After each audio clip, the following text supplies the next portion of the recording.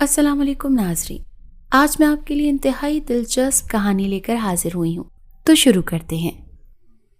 کبھی کبھی وقت ہمیں کچھ اس انداز میں آزماتا ہے کہ ہمیں اس بات کا علم تک نہیں ہوتا کہ وقت نے ہمیں کس چیز یا غلطی کی سزا دی ہوئی ہے، یا پھر یہ ہمارے لیے آزمائش ہے۔ اپنے جانے انجانے میں کی گئی غلطیوں کو جب بھی سوچتی ہوں تو سوائے پچھتانے اور رونے کے میرے ہاتھ میں اور کچھ بھی نہیں آتا، اور کبھی کبھی دل چاہتا ہے کہ کاش وقت کا پہیہ موڑ کر میں اپنی ان تمام غلطیوں کو سدھار سکتی، لیکن اس معاملے میں وقت بڑا ہی ظالم ہے۔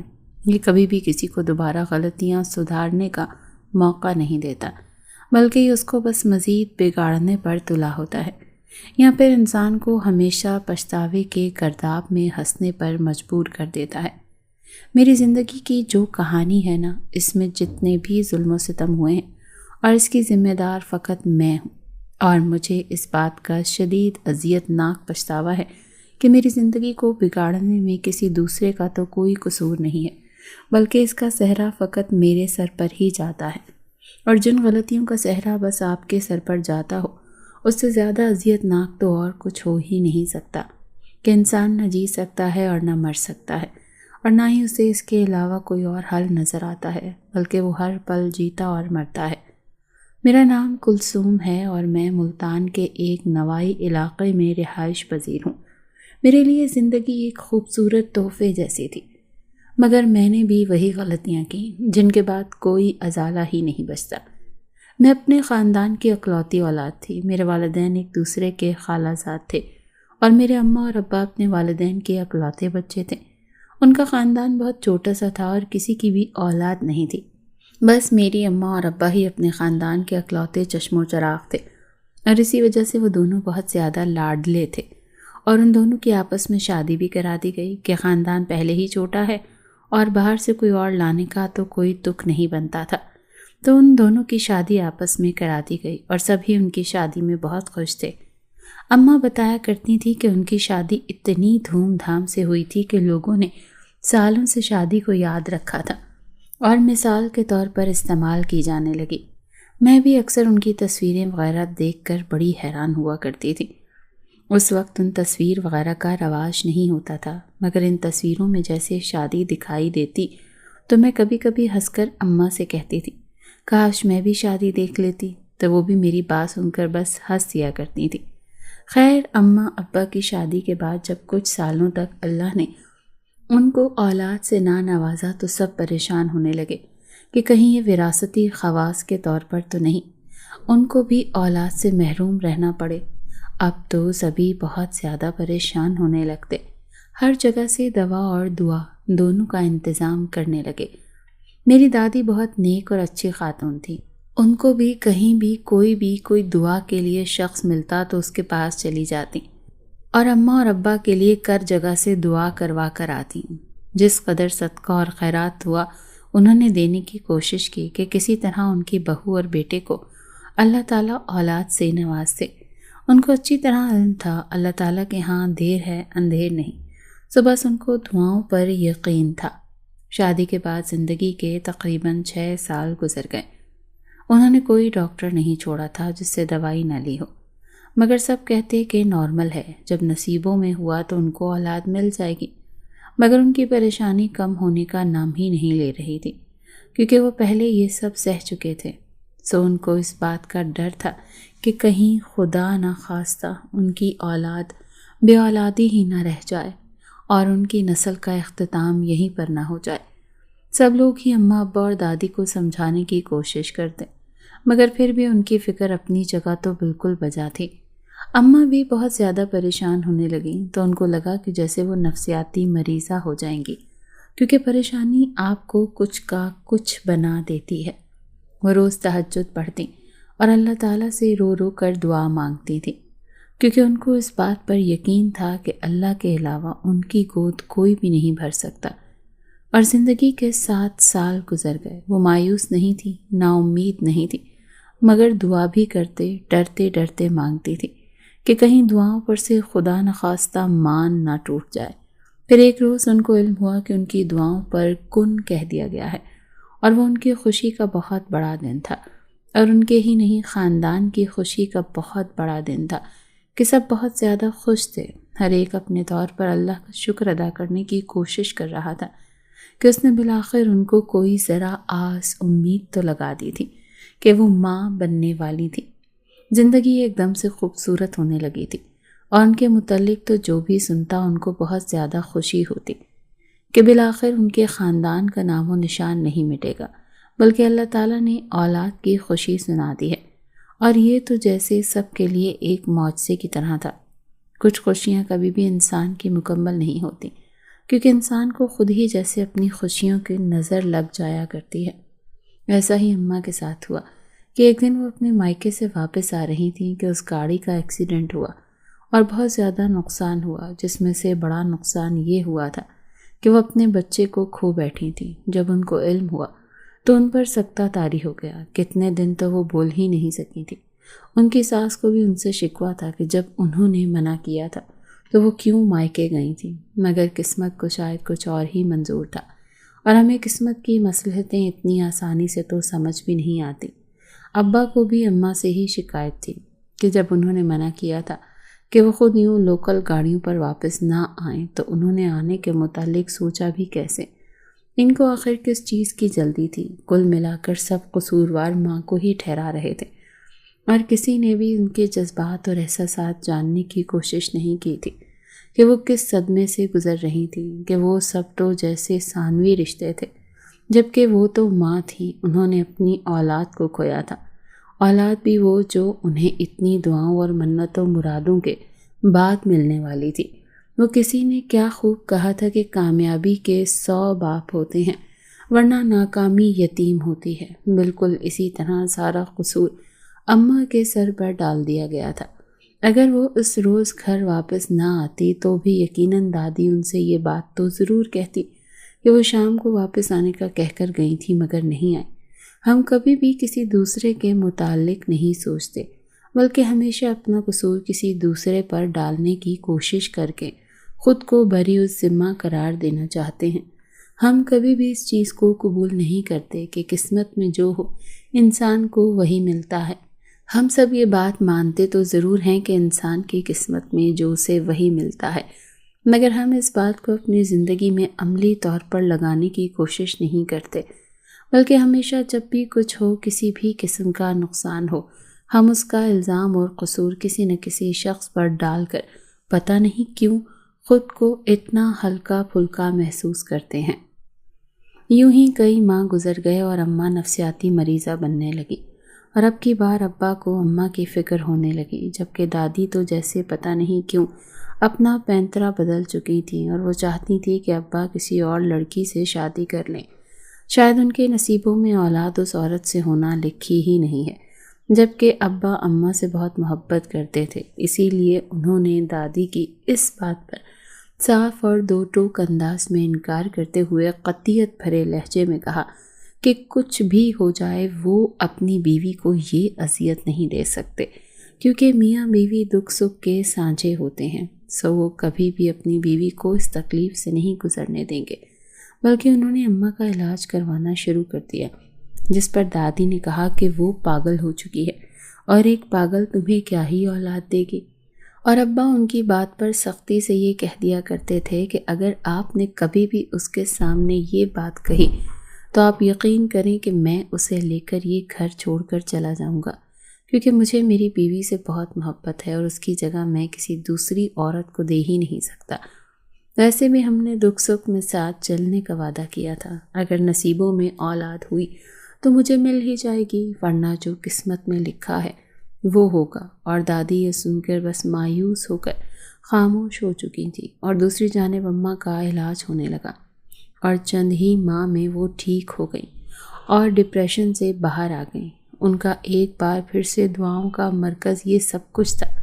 ہر لمحہ وہ بس یہ دعا مانگتی رہتی تھیں کہ کسی طرح اللہ ان کی گود ہری کر دے، اور تقریباً 1 سال مزید گزرا کہ اللہ پاک نے انہیں پھر سے وہی خوشخبری دی، اور اب کی بار انہوں نے بہت احتیاط کی۔ دادی بھی ان کا خیال ایسے رکھتی تھی کہ ان کو قدم تک زمین پہ نہیں رکھنے دیتی تھی۔ سب کی سوچوں کا مرکز وہ تھی کہ کیسے ان کا خیال رکھنا ہے۔ کوئی ذرا سی بھی غلطی یا کوتاہی برتنے کو تیار نہیں تھا۔ سب سارا دن ان کے گرد منڈلاتے رہتے، کبھی کچھ کھلاتے تو کبھی کچھ کھلاتے، کہ آگے پیچھے والے کبھی رشک اور کبھی حسد سے دیکھا کیا کرتے تھے کہ یہ کوئی انوکھا بچہ پیدا کر رہی ہے کہ اس کا یوں خیال رکھا جا رہا ہے کہ جیسے وہ کسی پرستان کی شہزادی ہو۔ مگر کوئی یہ نہیں جانتا تھا کہ ان کو کتنی اذیتوں سے گزرنا پڑا تھا۔ ہم فقط وہ دیکھتے ہیں جو ہمیں دکھایا جا رہا ہوتا ہے، اندر کی کہانی سے کوئی بھی آشنا نہیں ہوتا۔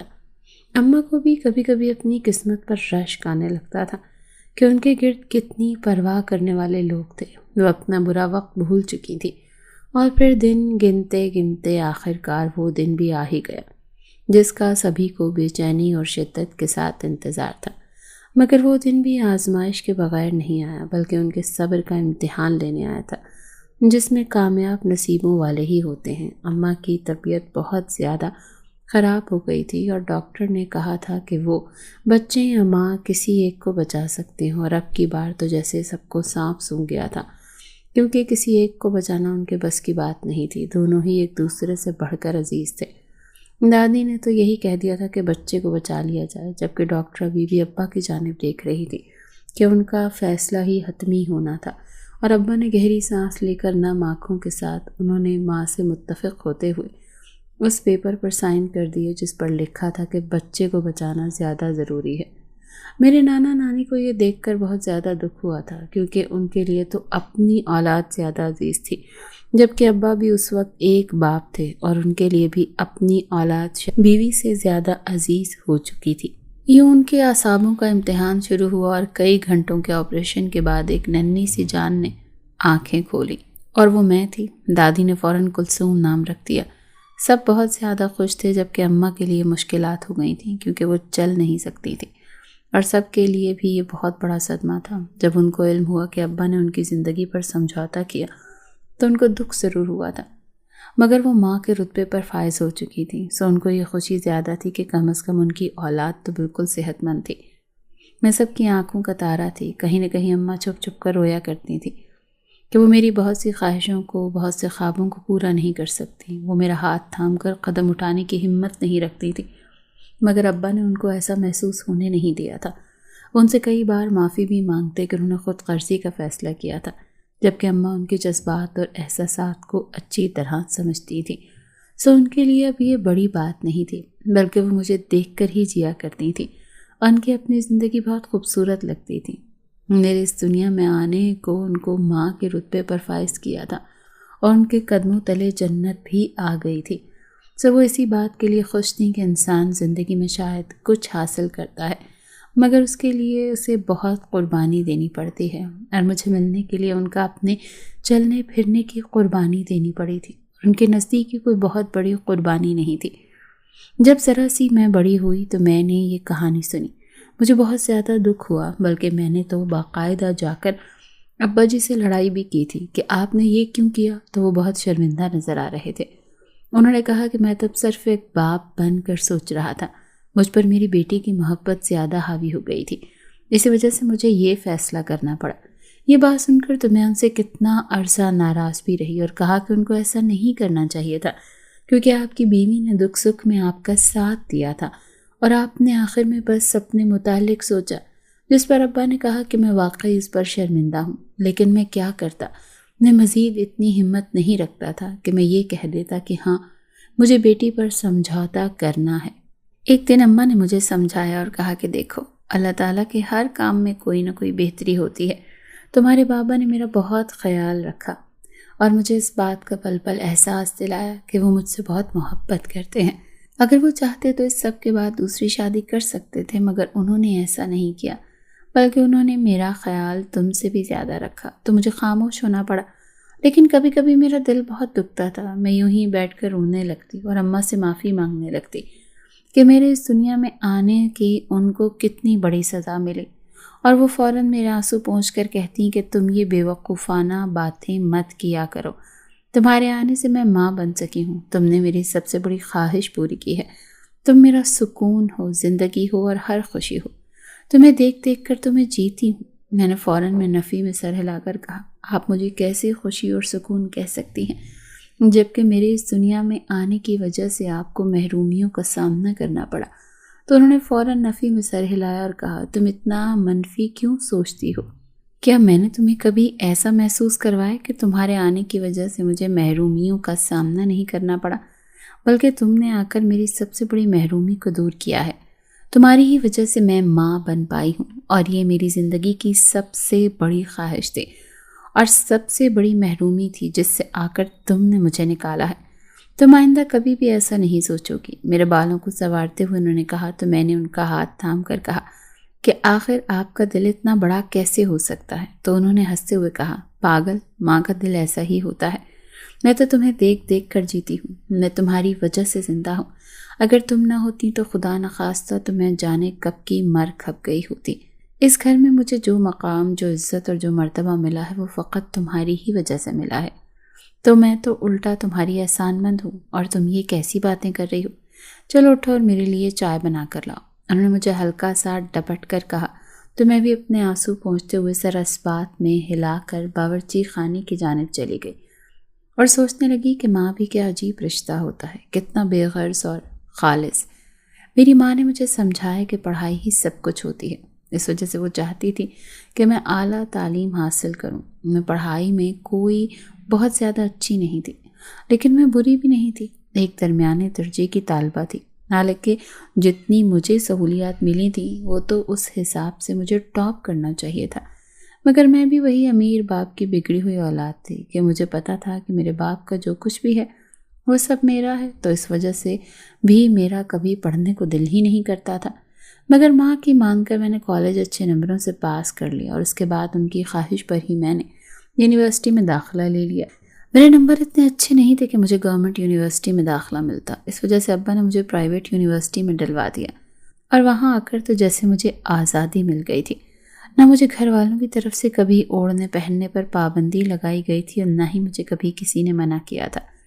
یوں میں ایک آزاد سی زندگی گزارنے لگی۔ میرے ماں باپ کا یہی ماننا تھا کہ مجھے زندگی کو لطف اندوز ہو کر جینا چاہیے، مجھے زندگی کو گزارنا نہیں بلکہ جینا ہے۔ یوں زندگی خوبصورت سی تھی، جو دل کرتا وہ کرتی، جو دل کرتا وہ پہنتی، اپنی من مرضیاں کرتی رہتی۔ کبھی کبھی دادی امی سے کہا کرتی تھی کہ اس پر تھوڑی نظر بھی رکھا کرو، تو وہ کہتی کہ میں اس پر یقین کرتی ہوں، اس خوبصورت کچھ نہیں تھا۔ میں نے کبھی نہیں سوچا تھا کہ میری زندگی میں وہ وقت آئے گا جب میں اپنے ماں باپ کے لیے آزمائش بن جاؤں گی۔ ایک روز میں بیٹھ کر کیفے میں تنہا ہی چائے پی رہی تھی کہ مجھے ایک لڑکا دیکھنے لگا۔ پہلے تو میں نے اس سے نظر انداز کیا، مگر میں جیسے ہی کینٹین سے باہر نکلی وہ بھی میرے پیچھے آ گیا، اور اس نے کہہ کر مجھے کہا کہ وہ مجھے پسند کرتا ہے، مجھ سے محبت کرتا ہے۔ اور اس کی بات کو میں نے نظر انداز کیا، کیونکہ مجھے محبت کرنے والے لوگوں سے انتہائی نفرت تھی۔ ایک دن اس نے میری دوست کے ذریعے مجھے اپروچ کرنے کی کوشش کی، تو میں غصے سے اس کے پاس گئی اور کہا، تم کیا چاہتے ہو؟ نہ چاہتے ہوئے بھی میری آواز بلند ہو گئی اور سب متوجہ ہو گئے تھے۔ تو وہ ایک دم کھڑا ہو گیا اور کہا، ہم بیٹھ کر بات کر سکتے ہیں؟ تم چیخ کیوں رہی ہو؟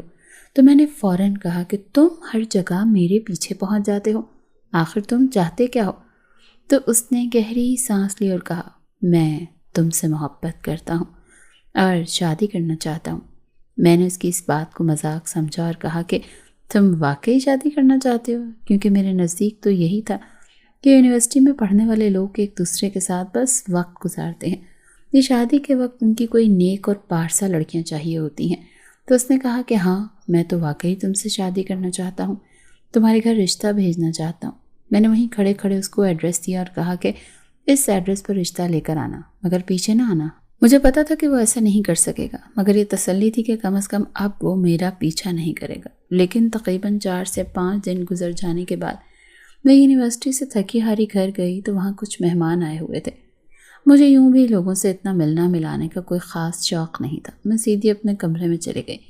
تقریباً 2 سے 3 گھنٹے بجے وہ لوگ واپس گئے تو مجھے امی نے نیچے آنے کو کہا، تو میں نیچے چلی گئی۔ مجھے ان مہمانوں میں کوئی دلچسپی نہیں تھی، اور میری ماں بھی یہی نوٹس کر رہی تھی۔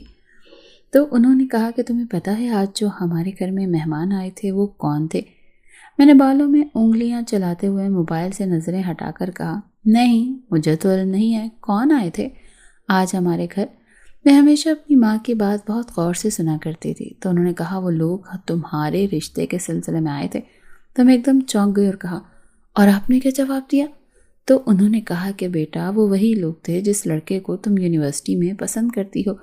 ان کی بات سن کر میں چونک سی گئی اور کہا کہ ماما میں کسی کو بھی پسند نہیں کرتی، وہ لڑکا میرا پیچھا کر رہا تھا، تو میں نے غصے میں آ کر اس کو اپنا پتہ دے دیا اور کہا کہ یہاں رشتہ لے کر آ جاؤ، اور پھر یہ کہہ کر میں نے اپنا سر تھام لیا۔ مجھے یقین تھا کہ اب مجھے ماں سے ڈانٹ پڑنے ہی والی ہے۔ انہوں نے کہا کہ تمہیں پتہ ہے نا کہ تم نے کتنی بڑی بیوقوفی کی ہے، کوئی ایسے بھی کرتا ہے کیا؟ میں نے تو کہا کہ مجھے لگا وہ نہیں لے کر آئے گا، میں نے اس لیے کہا کہ میں بہت زیادہ پریشان ہو گئی تھی۔ تو انہوں نے کہا تمہارے بابا تمہاری اس حرکت کی وجہ سے بہت زیادہ دکھی ہوئے ہیں۔ میں نے فوراً سے کہا کہ بابا سے معافی مانگ لوں گی، اور رات کے کھانے پر میں نے ان سے معافی مانگ لی اور ان کو سب کچھ سچ سچ بتا دیا، جس پر انہوں نے کہا کہ تم کیا چاہتی ہو، کیونکہ مجھے تو وہ لوگ انتہائی مناسب لگے ہیں۔ میں اس وقت کوئی بھی جواب دینے کی حالت میں نہیں تھی، کیونکہ مجھے تو ابھی تک یقین ہی نہیں آ رہا تھا کہ اس نے واقعی میں رشتہ بھیج دیا ہے۔ تو میں نے پاپا سے کہا کہ مجھے سوچنے کے لیے تھوڑا سا وقت چاہیے، اور میں یہ کہہ کر اپنے کمرے میں چلی گئی۔ مجھے کچھ بھی سمجھ نہیں آ رہا تھا۔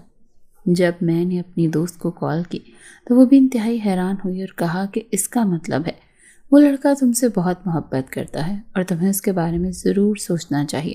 وہ کوئی آوارہ لڑکا نہیں ہے، بلکہ انتہائی شریف اور سلجھے ہوئے خاندان کا لگتا ہے۔ میں نے اگلے دن اس سے ملنے کا فیصلہ کر لیا۔ میں جب کیفے میں گئی تو مجھے وہ وہاں پر نظر آ گیا، اس کے دوست بھی اس کے پاس ہی بیٹھے ہوئے تھے، اور مجھے دیکھ کر وہ کھانسنا شروع ہو گئے تو وہ بھی ایک دم متوجہ ہوا اور کھڑا ہو گیا۔ میں نے اس سے کہا کہ کیا میں آپ سے تھوڑی دیر کے لیے بات کر سکتی ہوں؟ اس نے نفی میں سر ہلا اور کہا نہیں، آپ مجھ سے تب تک بات نہیں کر سکتی ہیں جب تک آپ اس رشتے کے لیے ہاں نہیں کہہ دیتی۔ تو میں نے بڑی مشکل سے اپنا غصہ ضبط کیا اور کہا جب تک میری آپ سے بات نہیں ہو جاتی میں آپ کو تھوڑا سا جان نہیں لیتی۔ تو آپ کو کیا لگتا ہے میں آپ سے شادی کے لیے ہاں کر دوں گی؟ تو وہ مسکرایا اور کہا ٹھیک ہے میں بات کرتا ہوں، اور اس نے دوستوں کو اشارہ کیا اور وہاں سے چلے گئے۔ پتہ نہیں کیوں مجھے اس دن اس کے دوست انتہائی برے لگے تھے۔ میرا دل چاہ رہا تھا کہ میں اسے ابھی کے ابھی کہہ دوں کہ ان دوستوں سے جان چھڑا لے، لیکن میں خاموش رہی اور ان سے تھوڑی دیر بات کی، اور اس سے بات کرنے کے بعد مجھے اتنی تسلی ہو چکی تھی کہ وہ واقعی میں ایک سلجھا ہوا شریف لڑکا تھا۔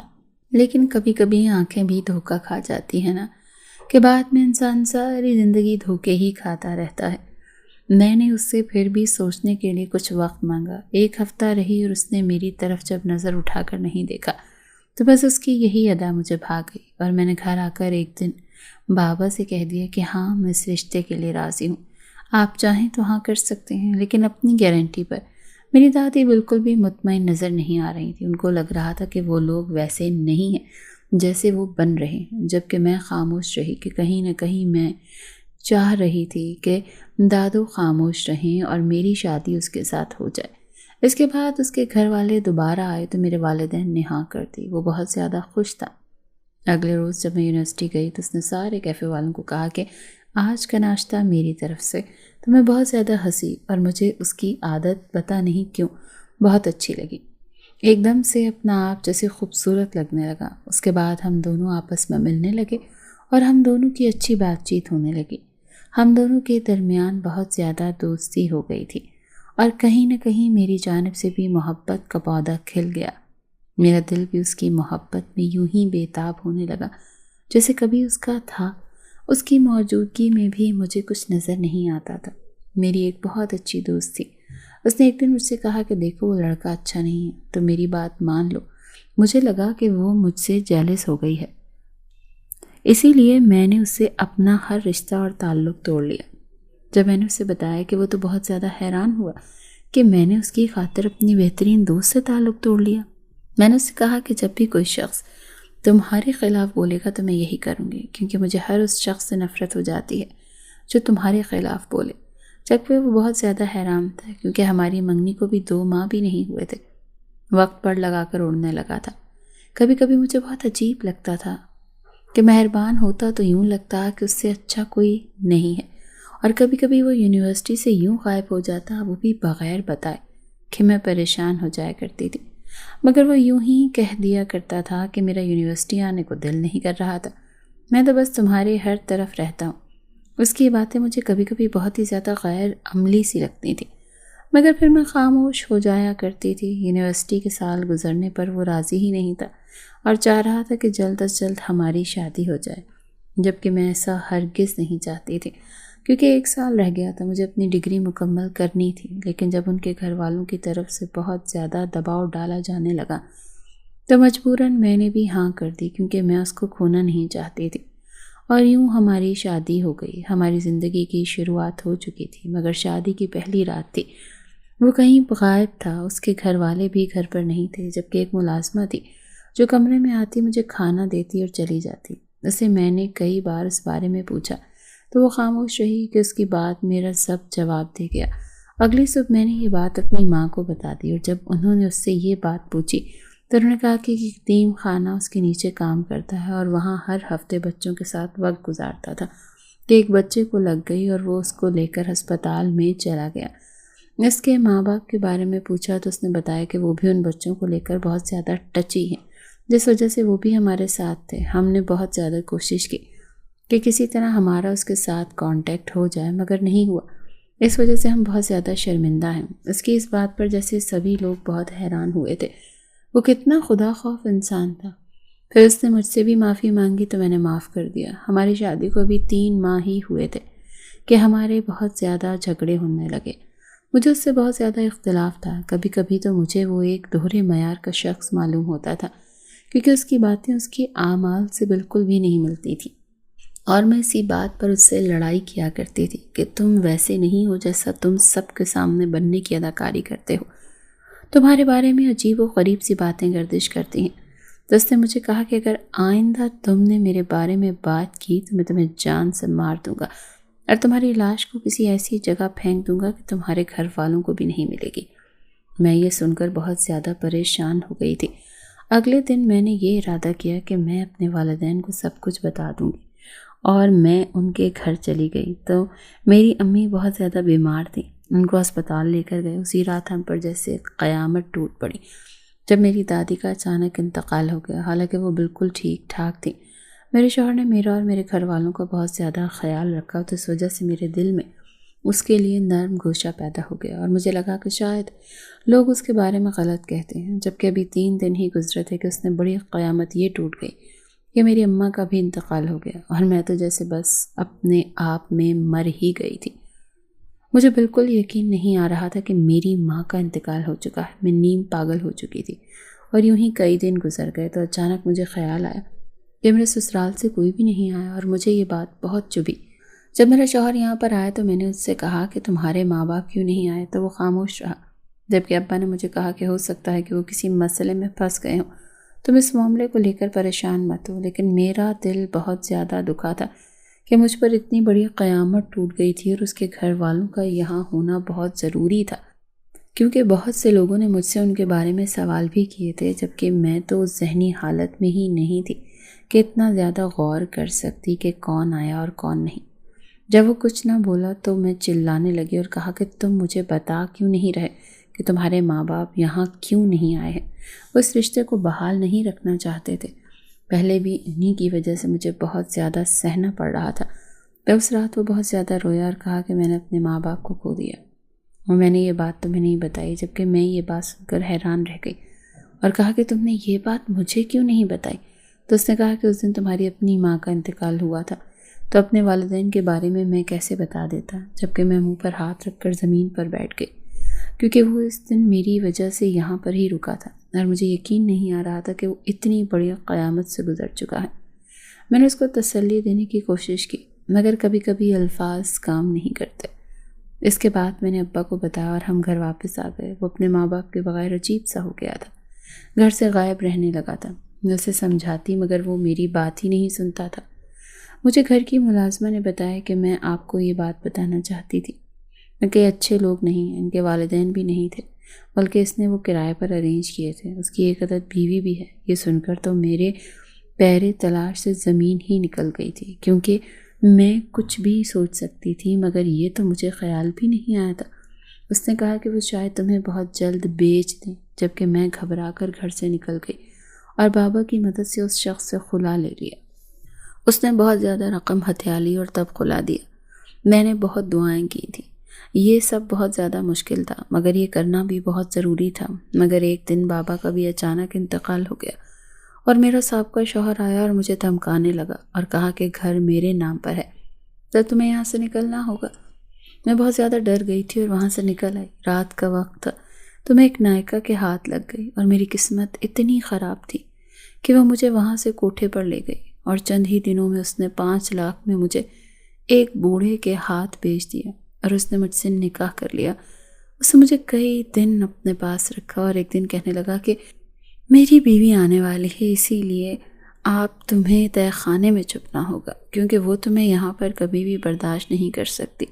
اور میں یہ سن کر بہت زیادہ پریشان ہو گئی، مگر پھر بھی میں بہت پہلے زیادہ ڈر چکی تھی۔ مجھے اپنی قسمت کے اس ہیر پھیر پر یقین نہیں آ رہا تھا کہ کہاں کل میں آسمان پر تھی، مگر میرے غلط فیصلے نے مجھے یوں ہی تہی دامہ کر دیا تھا کہ میرے پاس کچھ بھی نہیں بچا تھا۔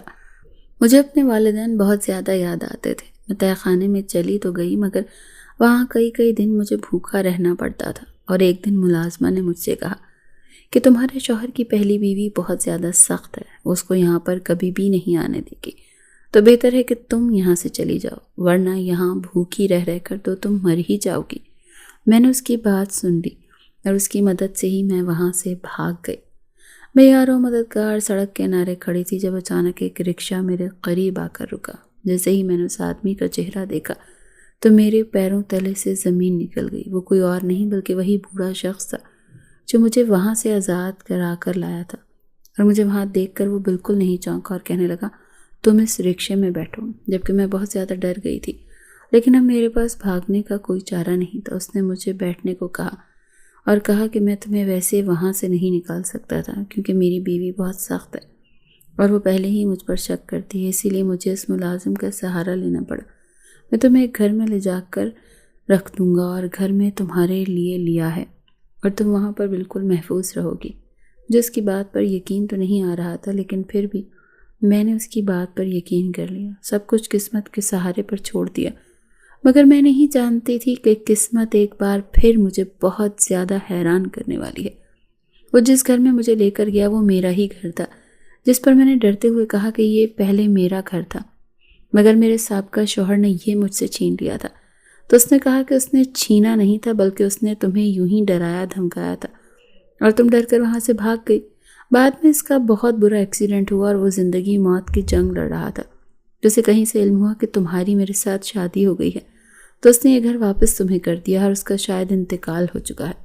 مجھے یہ سن کر بہت زیادہ دکھ ہوا، اور پھر جب میں گھر میں آئی تو اس نے مجھے کہا کہ جاؤ تم چائے بنا کر لاؤ۔ میں چائے بنا کر جب واپس کمرے میں آئی تو یہ دیکھ کر ششدر رہ گئی کہ وہاں پر کوئی بوڑھا نہیں بلکہ ایک جوان اور خوبرو سا آدمی بیٹھا ہوا تھا، اور وہ انتہائی سلجھا ہوا شخص لگ رہا تھا۔ میں ایک دم سے ڈر گئی تو اس نے میرا ہاتھ پکڑا اور کہا میں کوئی بوڑھا آدمی نہیں بلکہ میں تمہارا شوہر ہوں، اور میں جان بوجھ کر ہی سفید داڑھی لگاتا تھا اور بال لگاتا تھا تاکہ کم از کم تم مجھ پر یقین کر لو۔ میں تم سے محبت کرتا ہوں۔ جب تم نے وہ گھر چھوڑا تھا تو تمہارے پیچھے ہی تھا۔ میں نے تمہیں اس رات کوٹھے پر دیکھا تھا تو میں نے تمہیں اسی رات خرید لیا تھا۔ اگلا انکشاف پیروں تلے سے زمین نکال گیا کہ وہ میرے سابقہ شوہر کا دوست تھا، مگر وہ بہت اچھا انسان تھا۔ کہنے لگا کہ میں اپنی بیوی سے بہت زیادہ تنگ تھا۔ وہ اچھی عورت نہیں تھی، لیکن مجبوری یہ تھی کہ میری ماں کبھی بھی نہیں چاہتی تھی کہ میں اسے چھوڑوں، اور اس وجہ سے مجھے اس کے ساتھ رکھنا پڑا، کیونکہ وہ میرے بچے کی ماں بننے والی تھی۔ جبکہ محبت میں تم سے کرتا ہوں۔ اس کے بعد ساری بات سن کر میں پھوٹ پھوٹ کر رونے لگی اور اپنی قسمت کے اس اچانک پلٹنے پر بہت زیادہ حیران ہوئی۔ اس نے مجھے اپنے ساتھ لگایا اور کہا کہ تمہاری زندگی کے برے دور ختم ہو چکے ہیں، اب ہم ایک بہت اچھی زندگی گزاریں گے، کیونکہ جتنی آزمائشیں تم نے دیکھی ہیں اس کے بعد میں اب تمہیں دوبارہ کوئی بھی تکلیف نہیں ہونے دوں گا۔ لیکن تمہیں جو تہہ خانے میں سہنا پڑا میں اس کے لیے انتہائی معذرت خواہ ہوں، کیونکہ ان دنوں میری بیوی کو مجھ پر بہت زیادہ شک تھا۔ وہ سارا دن اس تہہ خانے کے باہر ہی رہتی تھی، اس وجہ سے میں وہاں پر نہیں آ سکتا تھا۔ جبکہ میں نے نفی میں سر ہلایا اور اللہ کا شکر ادا کیا کہ کیسے معجزانہ انداز میں میری قسمت پھر سے بدل گئی تھی۔ میں نے بس دعاؤں پر یقین نہیں چھوڑا تھا اور وہ پار لگ گئیں۔ آپ سب کو میری یہ کہانی کیسی لگے؟ کامنٹ کر کے اپنی قیمتی رائے کا اظہار ضرور کیجیے گا۔